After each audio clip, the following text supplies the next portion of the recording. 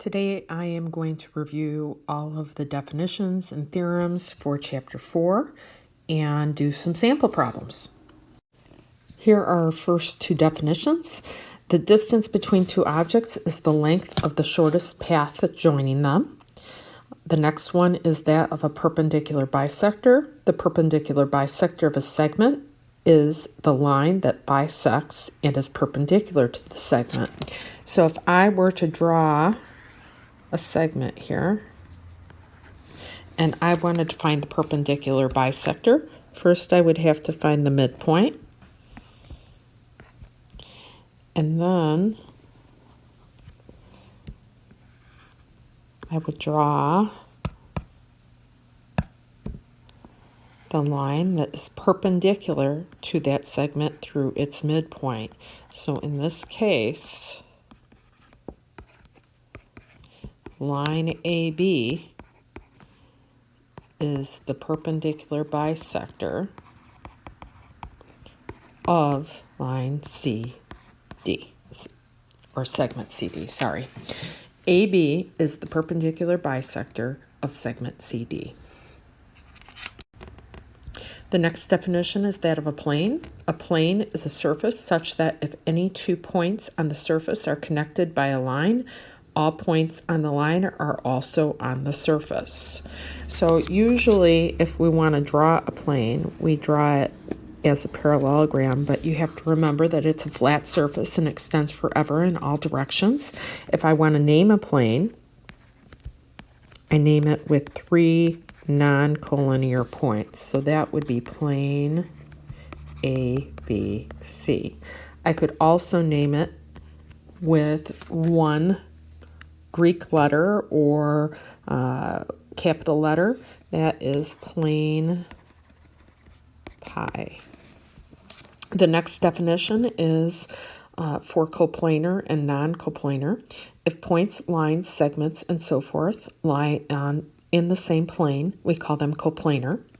Points, lines, segments, and so forth that do not lie in the same plane are called non-coplanar. The next definition is that of a transversal. A transversal is a line that intersects 2 other lines. So in our figure over here, I have 2 lines, line A and line B, and T is our transversal. It intersects those 2 lines. So the formal definition is a transversal is a line that intersects 2 coplanar lines in 2 distinct points. So the final requirement is that A and B must lie in the same plane in order for T to be considered a transversal.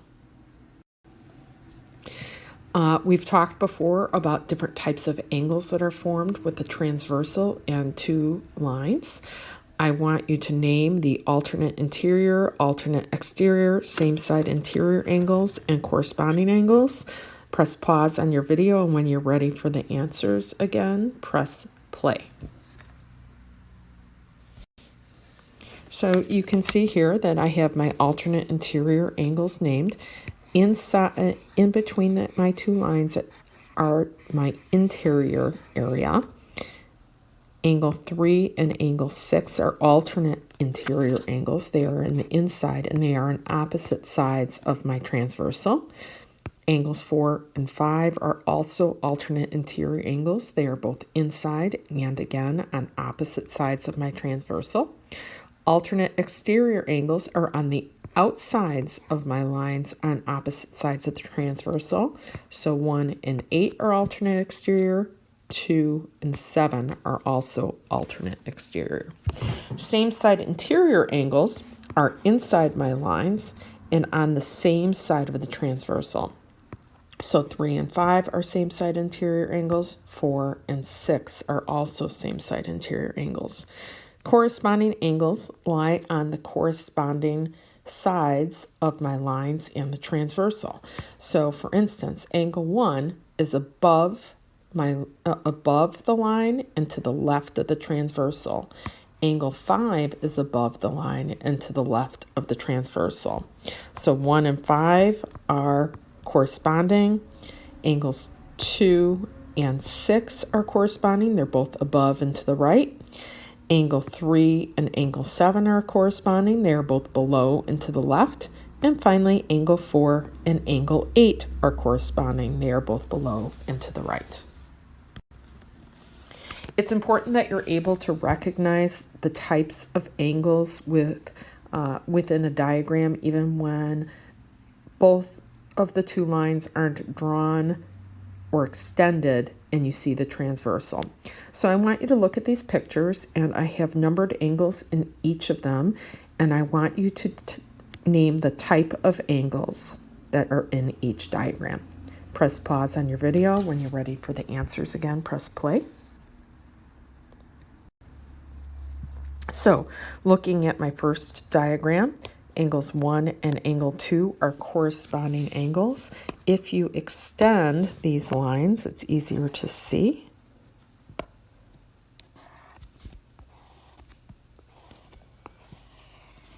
So I have angle 1 and 2. They're both above the lines and to the right of my transversal.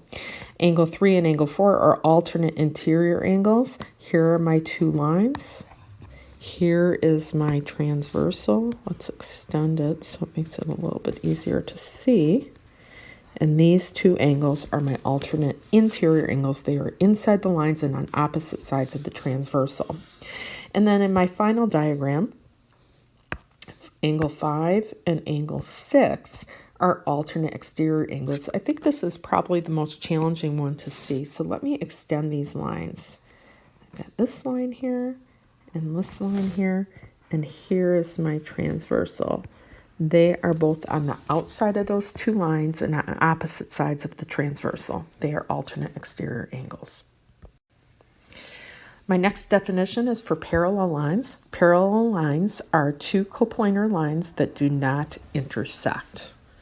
So in order to consider lines parallel, they must be in the same plane and not intersect. And we mark these lines with arrow marks to indicate that they are parallel. Interestingly enough, our geometry book says they are two coplanar lines that do not intersect. So our geometry A book does not allow a line to be parallel to itself, unlike our extended book. Our next definition is that of slope. The slope of a non-vertical line, segment, or ray containing x1 and y1, x2, y2 is defined by this formula. I'd like you to find the slope between my 2 points H and K. Press pause on the video, and when you're ready for the answer again, press play. Okay, so remember that slope is the difference of your y's over the difference of your x's. So I took my y's and subtracted them. 4 minus a negative 2, which becomes 4 plus 2, over minus 1 minus a negative 3, which is minus 1 plus 3, or 2. So my slope is 3. One more thing I want to make sure that you're able to recognize is how slopes look visually.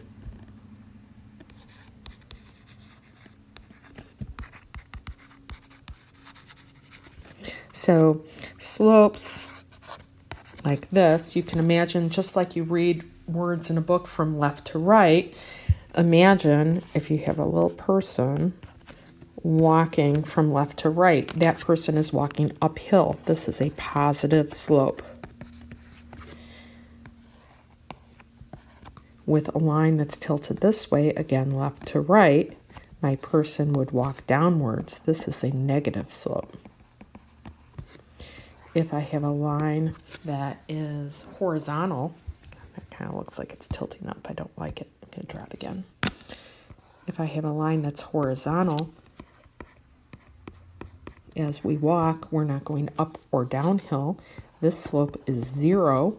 And then finally, if we looked at a vertical line and we read from left to right, I can't tell if my person is climbing up the cliff or jumping off the cliff. So therefore, that slope is undefined.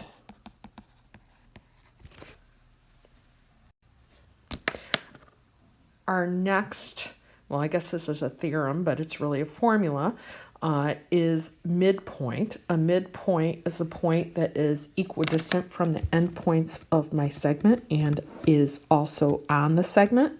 To determine the midpoint, you add your x's, divide by 2, add your y's, and also divide by 2.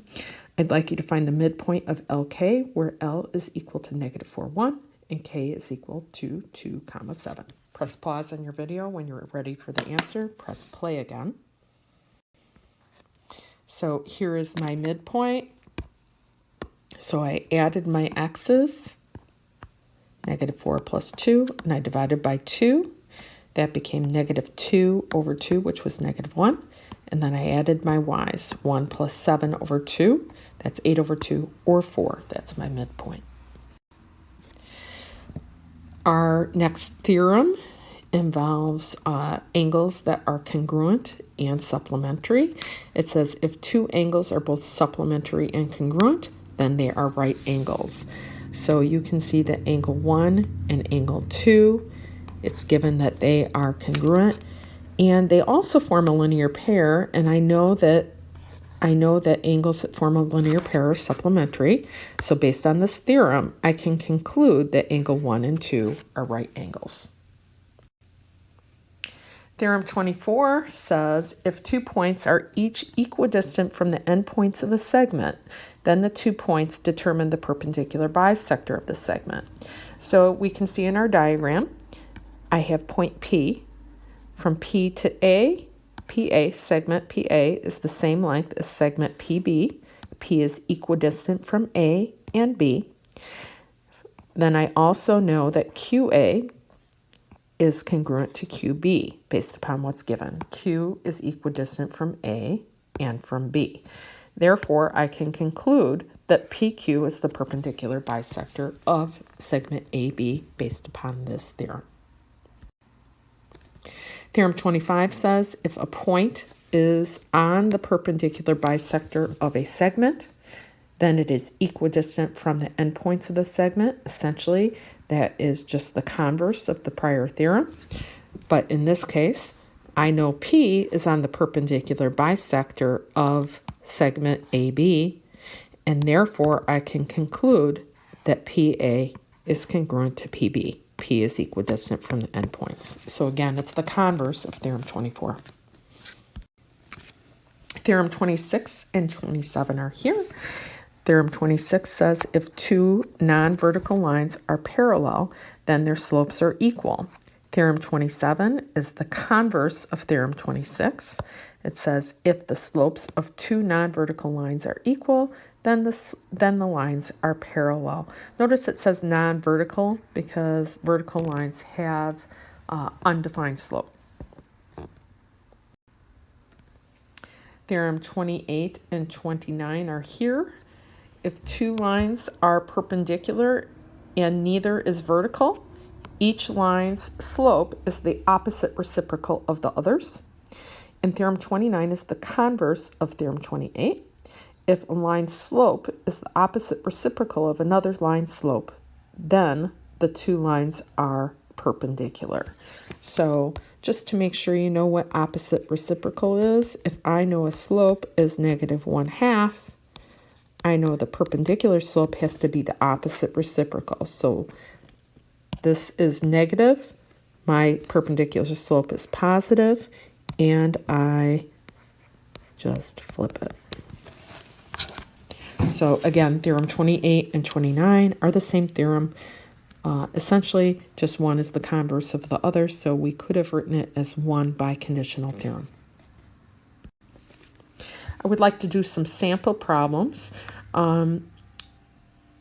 Take a look at this diagram. It says AB is congruent to AD, BC is congruent to CD, and I'd like to prove triangle ABE is congruent to triangle ADE.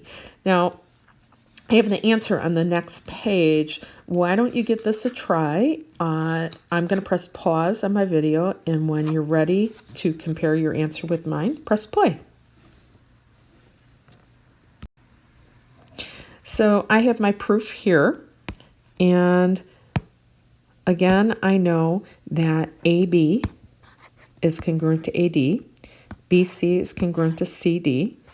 So I'd like to prove that these triangles are congruent. And again, there's more than one way to do it, but the way I chose to do it was to prove that triangle ABC was congruent to triangle ADC. And then by CPCTC, I would know that these two angles here are congruent, and therefore my final triangles are congruent that I was asked to prove. So the way I did it was I stated my givens. Those are each side, corresponding sides of the triangles. And then I said that AC was congruent to AC, reflexive. And then I was able to say that triangle ABC was congruent to triangle ADC by side, side, side. Then angle BAE is congruent to angle DAE. That is through CPCTC. Then I stated that segment AE is congruent to itself, reflexive property. And then finally, I concluded that those two triangles were congruent by side, angle, side. Statements 1, these two, angles, statement 5, side, statement 6. Here's another proof I'd like you to try. I am told that AB is congruent to AC and BD is congruent to CD. And I want to conclude that AD is an altitude. Remember, an altitude is a segment that starts at a vertex of a triangle and is perpendicular to the opposite side. Press pause on your video, and when you're ready for the answer again, press play again. So I wrote two answers to this problem. It occurred to me that there was an easier way. I want to show you two different ways you could have written the proof. So the first way I proved that the triangle on the left was congruent to the triangle on the right. Then I concluded that these two angles here are congruent through CPCTC. I further recognized they were also supplementary, so I knew they each had to be a right angle. And then, since I knew that they were right angles, I was able to say that AD was an altitude. So you can see in my proof, I stated my givens. Then I said AD was congruent to itself, reflexive. Stated that my triangles were congruent by side, side, side. Then I stated that these two angles here are congruent by CPCTC. I also then said that they were supplementary because I knew they were a linear pair. Then through my theorem that says if I have congruent angles that are also supplementary, I know they're right angles. That was my statement 7. And then I finally concluded that AD was an altitude because I know the definition of an altitude. The easier method is here on my right. I noticed that A was the same distance away from B as it was from C, and D is the same distance away from B as it is from C. Therefore, I know that AD has to be a perpendicular bisector based on the theorem that I gave you earlier. So I stated my givens, and then I said AD is a perpendicular bisector because if 2 points are equidistant to endpoints, then it is the perpendicular bisector. Then it determines the perpendicular bisector. Then I finally said that AD is an altitude because I know the definition of an altitude. I know that my altitude goes from a vertex and is perpendicular to the opposite side. Either of these two ways are acceptable. Obviously, the second one is faster. Here is a final proof that I'd like you to try. It says that angle 1 is congruent to angle 2, angle 3 is congruent to angle 4, and I'd like to prove that AE is the perpendicular bisector of BD.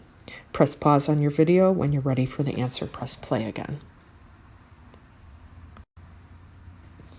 So again, I know if a point is if 2 points are equidistant from the endpoints of a segment, I know that they must determine the perpendicular bisector.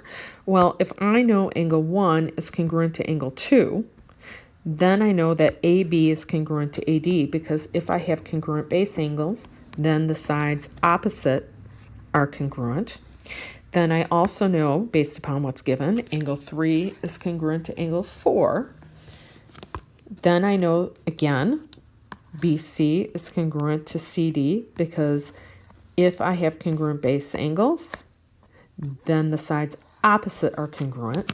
And then finally, I'm able to conclude that AE is the perpendicular bisector of BD, because if 2 points are equidistant to endpoints, then they determine the perpendicular bisector. So I hope that helped you remember all of the concepts from Chapter 4. Take a look at the assignment I posted online, and have a great day.